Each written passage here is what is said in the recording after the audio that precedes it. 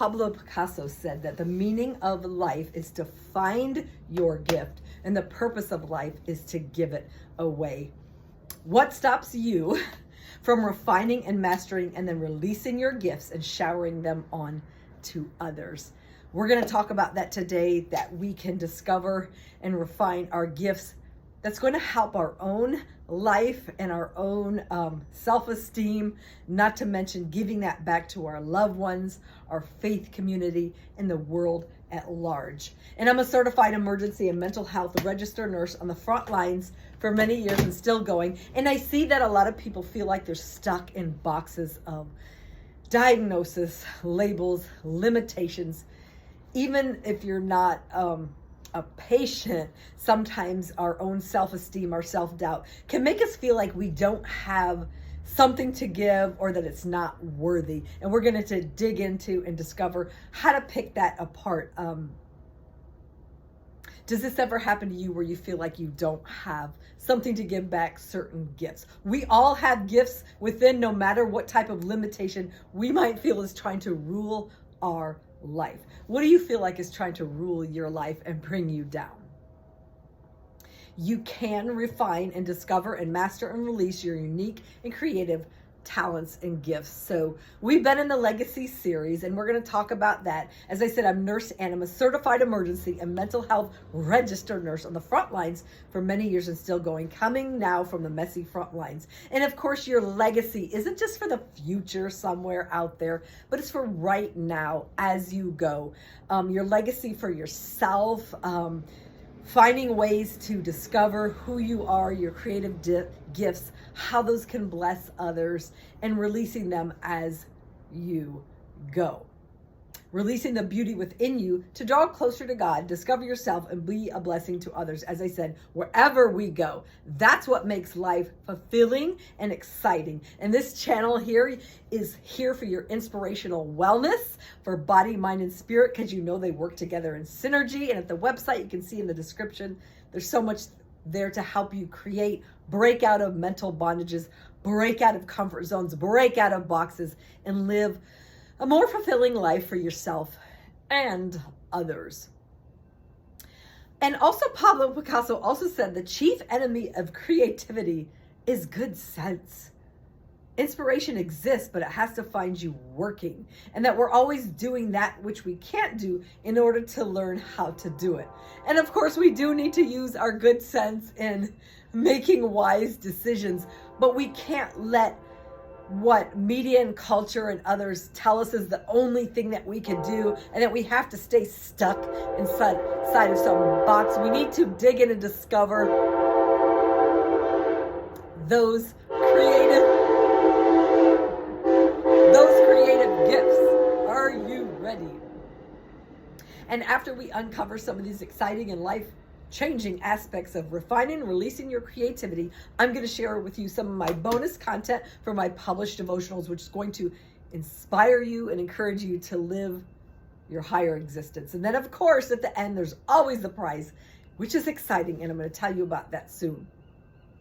We're also going to get into some media, and some of that is around Robert Greene's book, Mastery. We're going to get into some inspirational scripture about your talents and your gifts, and some other media about how to discover your gifts, and then the prize at the end.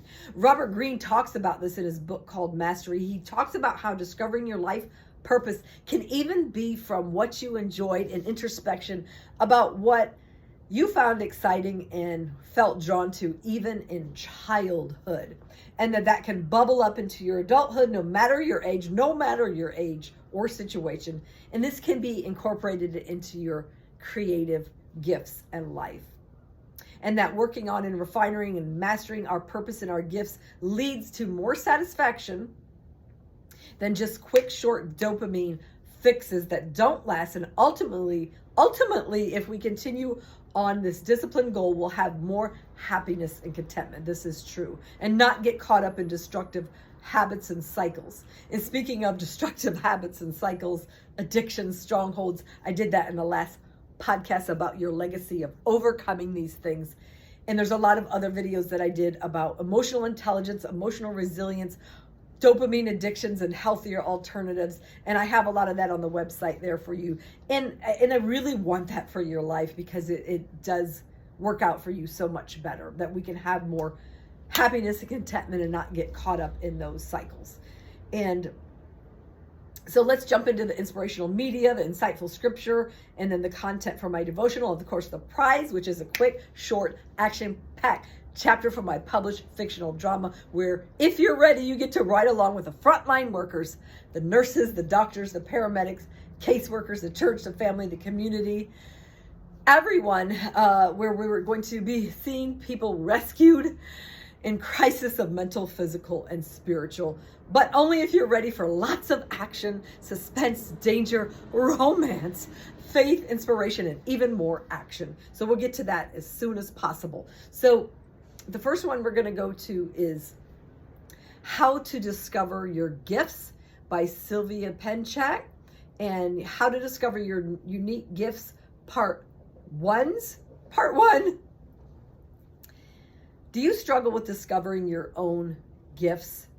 Number 1, she asked, does everybody have a gift, like a superpower, something that you can do better than anyone else? Speaking of superpowers, 1 second, in this legacy series, we've talked about your legacy of kindness, integrity, wisdom, your legacy of helping others win, your legacy of, I can't remember them all, but if you scroll back, you'll see them. And also I created a new tab at my website about your legacy, and you can see them in order.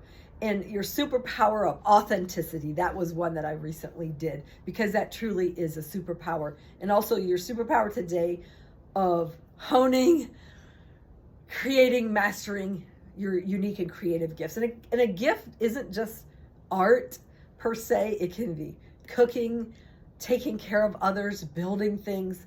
Really, the list is endless. So it's discovering what you're passionate about and how you can master that for your own life and release it on to bless others. So she believes that, and I believe too, that each of us is given a gift. That can be our spiritual gifts, our creative gifts, and so much more. Not necessarily a superpower, but yes, you're better at some stuff than other things. We're all unique and can contribute. Number 2, what if I don't see my gift? Does that ever happen to you? You're not sure what your passion is and your superpower. And she asked, does it mean that I'm not good at anything? And that's such a great question, because she struggled it, and a lot of us do a lot of our life. We can see everybody else around being wonderful and brilliant, but what can we offer? And some people even told her, and this has happened to me and maybe you, how much you've helped other people. But it all seems so trivial, so easy, that we couldn't see it as a gift or strength. Your gift or strength is usually something obvious to you. This is probably why it's so hard to define. It's easy for you that you have a tendency, so easy for you that we can have a tendency to disregard it. We can get stuck in trying to be like somebody else simply because we can't see our own brilliance. Speaking of that, check out the legacy series that I just dropped about your gift, your superpower of authenticity. I think authenticity and vulnerability with boundaries is so amazing for your own life, and not just always fitting into the mold of what others in society and media tell you you should do. Let's break out of that. Your strength can't become stronger if you don't use it.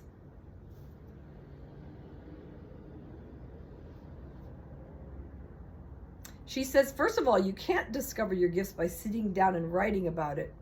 And she says, okay, unless you start writing a book, report, or something else, and discover you're a writer or a blogger, which is something that I'm doing and discovering in my own life. The best way to discover your gifts is to be and to do your best where you are right now. Be who you are, do what you can, make a difference. That is so rewarding, and it gives you natural dopamine release when you make a difference. Don't wait till you have it all figured out. Take action. And that's true, because if we're trying to make something so perfect that we say, oh, we're not going to do it until I get it perfect, we're not blessing ourselves and others each and every day as we go. Once you take action, you'll be able to see what works for you and what doesn't. Pay attention to where you create your best results with the least amount of effort, like that saying, work smarter, not harder. Whew, stop worrying about mistakes. Turn your mistakes into lessons that move you forward. Stop trying to create a perfect line. This is not how life works. And so that was from Sylvia Penchak, How to Discover Your Gifts. And then, as I said, we're going to dig into some things that Robert Greene taught in the book Mastery. Everybody, for your health tip, get a drink of water.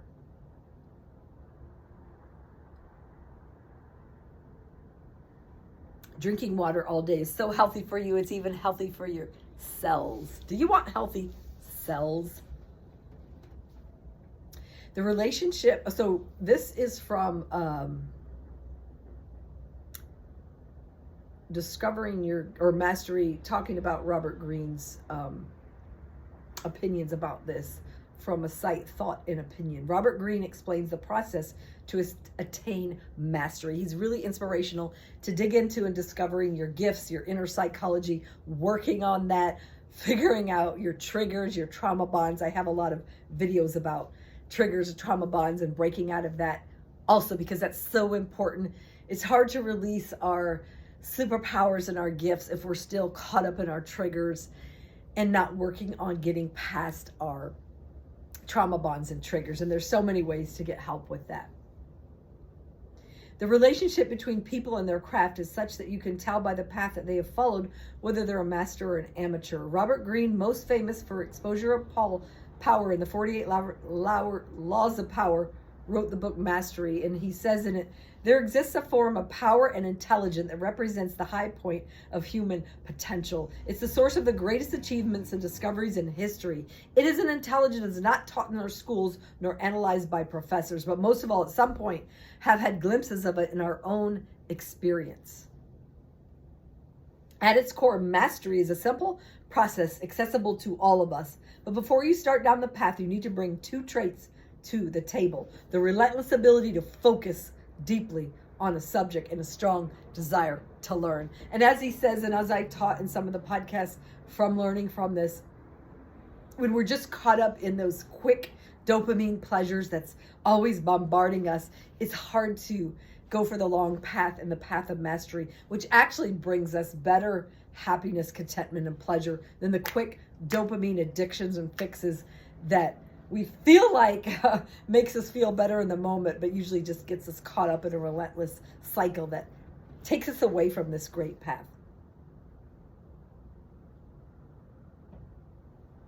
So the relentless ability to focus deeply on a subject and a strong desire to learn. The process can be illustrated in the following way. Let's say we're learning to play the piano or entering a new job where we have to acquire certain skills. In the beginning, we're outsiders. Our initial impressions of the piano or the work environment are based on prejudgments and often contain an element of fear.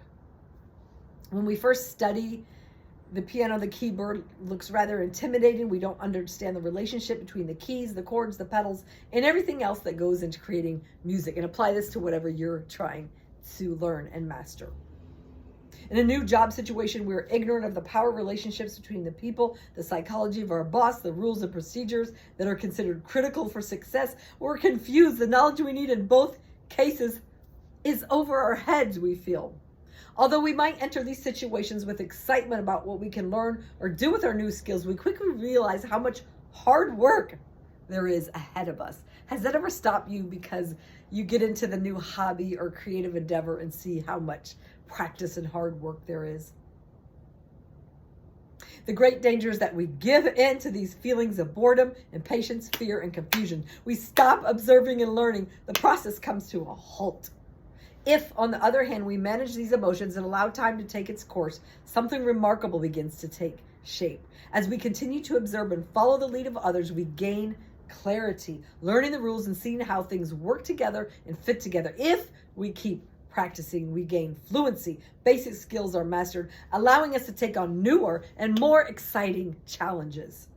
We begin to see connections that were invisible to us before. We slowly gain confidence in our ability to solve problems or overcome weaknesses through sheer persistence. At a certain point, we move from student to practitioner. We try out our own ideas, getting valuable feedback in the process. We use our expanding knowledge in ways that are increasingly creative. Instead of just learning how others do things, we bring our own style and individuality into play. And that's where it becomes a little bit more fluid and fun. And then our creativity can just kind of kick into gears where we get new epiphanies and new insights. And that creativity just comes flooding in even more, that does spill onto and shower onto others, and we can even inspire. Speaking of that, something amazing happened this week. As a nurse on the front lines, I had a loved one that helped me create my website and what I'm doing, and I never thought I would be doing something like this, even writing in indie publishing books, and even started doing spoken word and poetry and writing poetry devotionals. But the exciting thing that happened this week is, go back, when I wrote the poetry devotional, it's really exciting to self-publish that. Even if it doesn't sell, you can give it away as gifts. And when I was in an airport one time, I gave the poetry devotional book to someone who was also a great poet, but just hadn't realized or really released their gifts. And also it was about mental health and the struggles we all go through. And then a couple years later, we've kept up on social media, but found that they started digging into, after working on through some trauma things and discovering their self, started digging into doing more of their creativity. And it was exciting because now they release their own poetry devotional type of book. And it's really exciting when you can discover something for yourself, even something that you never thought you would do. Dig into, go for it and release that, share that with others, and then to see someone else doing that. That's so exciting, almost more exciting than doing it yourself, just to have that symbiotic relationship in the world where others also want to get creative and do something and break out of their own boxes of fear and shyness. And in the Disciplined Entrepreneurship Workbook, it talks about, if you want to be successful, you have to break out of your comfort zone every day. Break out of your comfort zone every day. And you can do that in an emotionally intelligent way.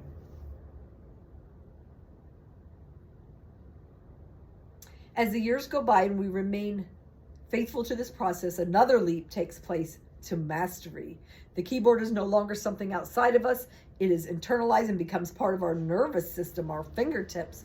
In our career, we now have a feel for the group dynamic, the current state of business. We can apply this feel to social situations, seeing deeper into other people and anticipating their reactions. We can make decisions that are rapid and highly creative. Ideas come to us. This is true. Once you get into the flow, this is true. Ideas will start coming to you. Sometimes you have to get up and write them down while you're sleeping. We have learned the rules so well that we can now be the ones to break or rewrite them. Greene argues that we can all be masters, but we must follow the 3 phases: apprenticeship, creative active, and mastery. The problem is overcoming our hunger for magical shortcuts. We want the easy route.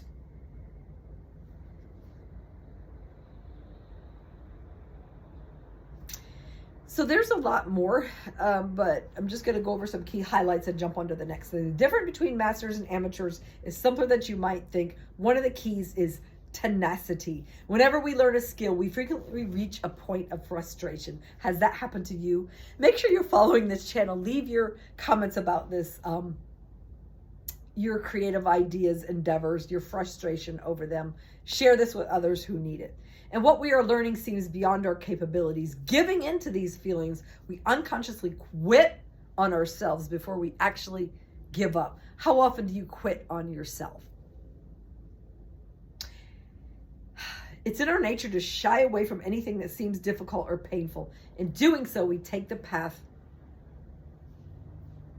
of the amateur.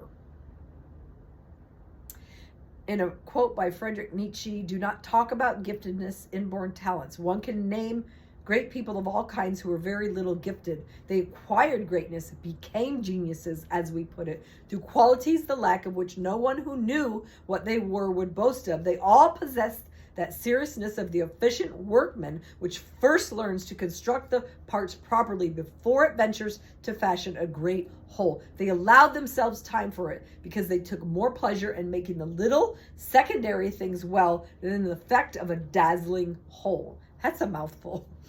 More than just some tales of historical figures, Greene offers some penetrating insights of human behavior. As I said, he's really good to listen to and follow. He really gets into it. And he also reminds us that to learn requires a sense of humility. There's so many more out there who know our field much more deeply than we do, especially when we start. It helps to have a mentor because life is short. We only have so much time and so much energy to expend. Mentors don't give you a shortcut, but they streamline the process. And they actually invariably had their own great mentors, and it helps you save time.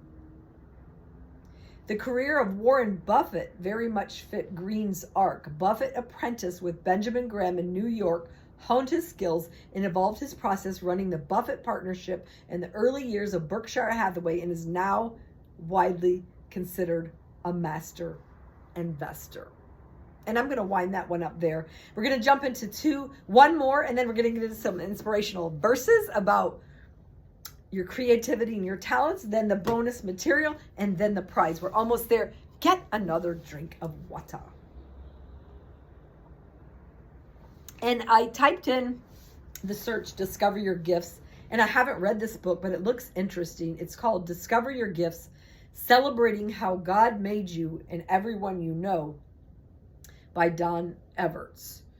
And they tell us you have gifts. You have gifts. Yes, you do. And you're a gift to the world around you. Because every human is fearfully and wonderfully made. Each one of us has something to offer to the world, but we haven't always identified or developed our gifts well, nor deployed them effectively.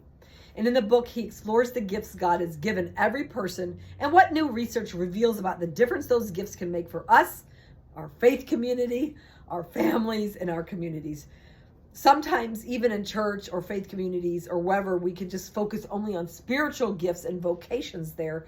And we don't always recognize the wide range of abilities, skills, and aptitudes that all of us have, whether civic, artistic, or entrepreneurial.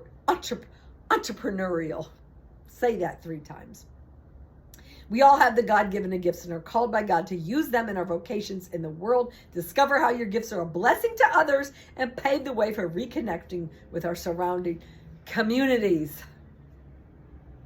Learning these masteries and these gifts and these skills does connect us to others, especially when we're giving them away. So let's jump into the verses about talent and gifts, and then we're going to jump onto the bonus content and the prize so you can move on with your day. And this is from a site, Bible Study Tools, and the verses about talent. A talent is something that you're instinctively born with that gives you unique skills and abilities. Talent is set apart from knowledge, and it is not a learned behavior, although it can be strengthened in practice. And in the Word, we're told that we're all born with distinct talents and gifts that set us apart from each other. When you discover the talents God has given you and use them to glorify Him, you'll experience a full life. This is true. He wants us to feel whole and complete, and it's through talents that we can find our unique calling in life. And these verses about talents encourage yourself and others who are seeking God's plan for their life. Ephesians 2:10, for we're God's handiwork, created in Him to do good works, which God prepared in advance for us to do. Exodus 35:10, all who are skilled among you are to come and make everything the Lord has commanded. And when you get skilled in something, you can use that in so many ways and sometimes get called into places of greatness by your gifts, your talents, and your skills. James 1:17, every good and perfect gift is from above. Proverbs 22:29, do you see someone skilled in their work? They will serve before kings, and they will not serve before officials of low rank. 1 Corinthians 12:5-6, there's different kinds of gifts and service, but the same God. There's different kinds of working, but in all of them and in everyone is the same God at work. 1 Peter 4, 10 and 11, each of you should use whatever gift you have received to serve others as faithful stewards of God's grace in its various forms. Exodus 31, 3 and 5, and I have filled him with the Spirit of God with skill, ability, and knowledge in all kind of crafts. Honestly, we have been given so many gifts, and sometimes for a myriad of reasons we neglect those, but they're there for an ultimate purpose. So let's jump on to the bonus content, and then we'll jump into the prize. And then hopefully you can go work on your gifts. And I hope I inspire you to do that. And in my free time, I created some devotionals that's going to help you break out of boxes, encourage you, help you with mental healing, and so much more. I picked a few from my newest, which is Ignite Life Poetry Devotional, which helps as you go to dare to inspire and bless everyone in your path by Nurse Ann. That's me. Hopefully your favorite nurse and new indie author. There's a link at my website. Follow, like, share, leave your comments. Get a hold of this if you like. But there's a lot of serious life stories and life subjects in here that people go through around the world, and then we discuss that and get some inspiration and encouragement and just some advocacy and awareness. I'm going to read you a few, but first I'm going to show you the others real quick. For your mental healing, there's a mental healing poetry devotional. That's where I started doing poetry and spoken word. There's also a tab on my website, Spoken Word Poetry, where you can hear a lot of these come to life. And we all need mental healing. Inspiration Battles Devotional, Biblical Medicine for Real Life, and Soul Searching with a Dose of Encouragement. Sometimes it's hard to stay encouraged, which can stop us from discovering and working on our gifts. So I want you to do that soul searching and to stay encouraged. Word Puzzles Devotional. This was really creative and fun to do, and you'll feel that way reading it because it's interesting and unique words linked to everyday life and our inner thought struggles, along with relevant biblical prescriptions. I want you to overcome and thrive. You know what else is in here? If you listen to this podcast, you know, but medicine for your soul. Do you need soul medicine? And then energized health, body, mind, and spirit. You know, our body, mind, and spirit work together in synergy. And to do your best at your gifts, you got to stay healthy. Therefore, another drink of water. All right, bonus content. I'm going to hit on a few excerpts from this, then we'll jump into the bonus and the prize. So just one quick line is from my poem called Generosity.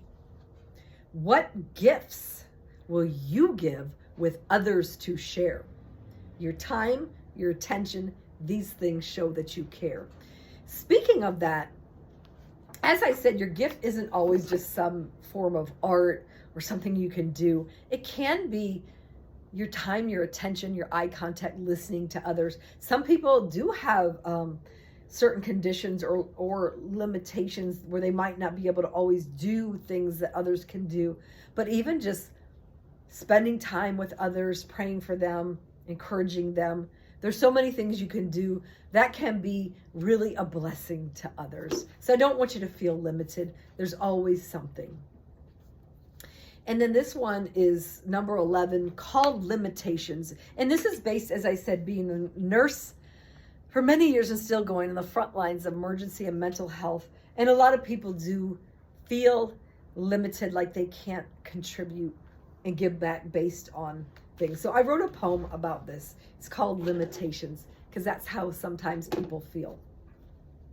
Many visits to my doctor. My illness requires frequent care, which can be true.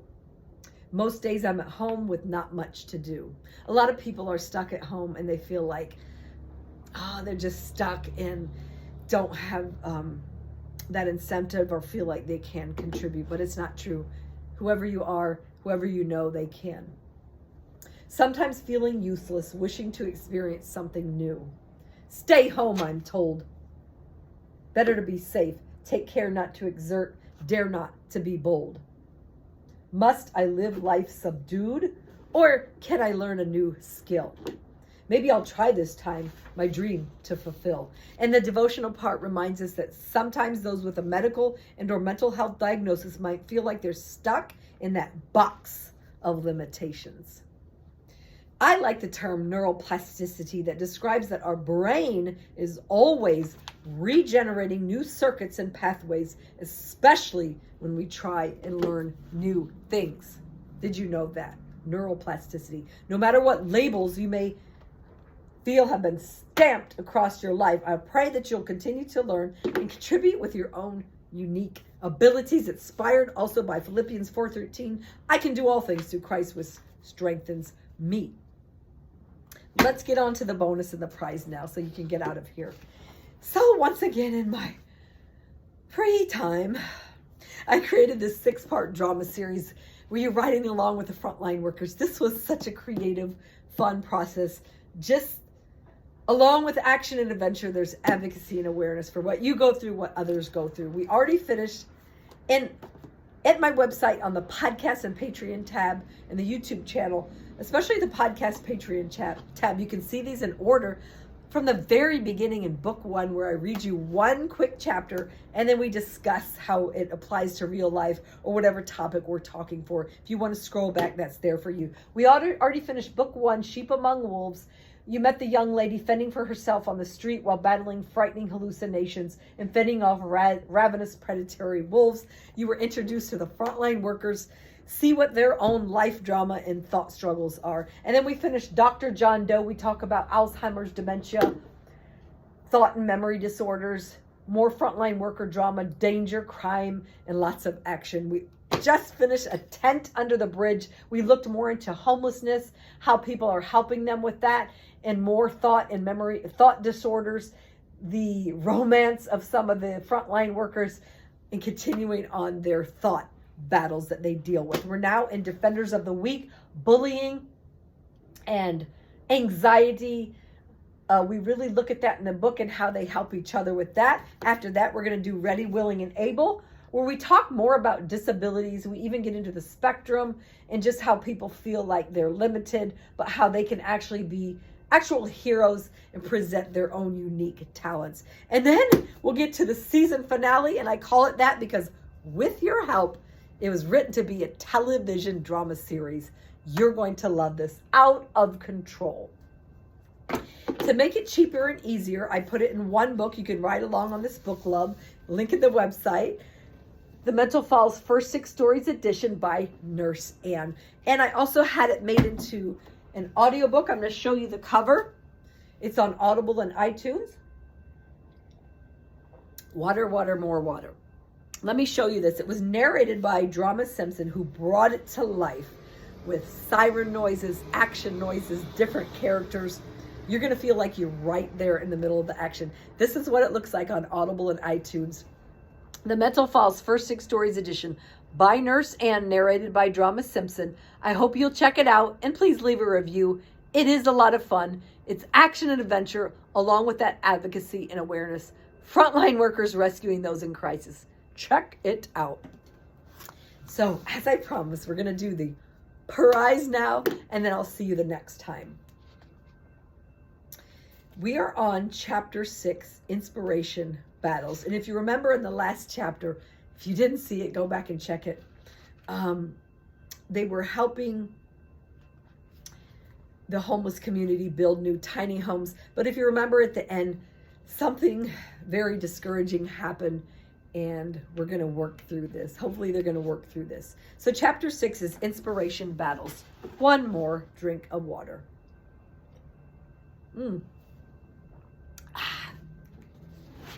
What are you doing this week, today, to be creative?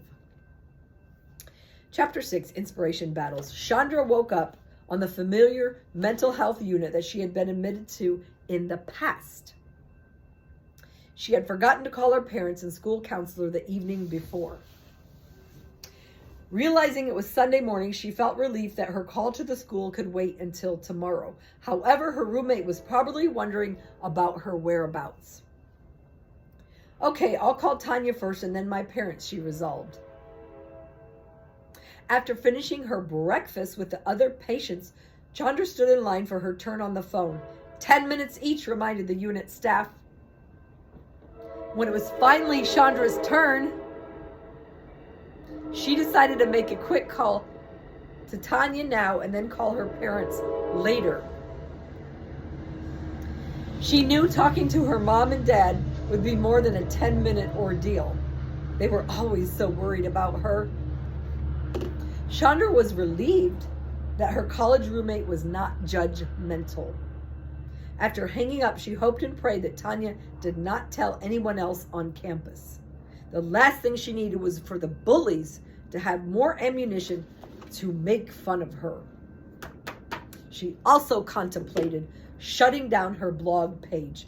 Even though it was therapeutic for her and she enjoyed sharing her poems, Chandra thought maybe it would stop people from ridiculing her posts. Her negative ruminations were interrupted when the weekend on-call doctor came to see her. Chandra did not recognize the doctor, but was grateful that he was not rude or condescending. He actually seemed to care as he listened carefully to her story. Relieved to have someone to talk to, the young lady poured out her worries and insecurities to the experienced professional. And that's the end of that chapter. The next chapter is chapter 7, Unwelcome Changes. You don't want to miss that. So I'll see you at the next nurseann.com podcast. Please follow, like, share, leave your comments, and work on mastering, releasing, sharing, igniting your creative gifts and passions. You do have them. I will see you next time. See ya.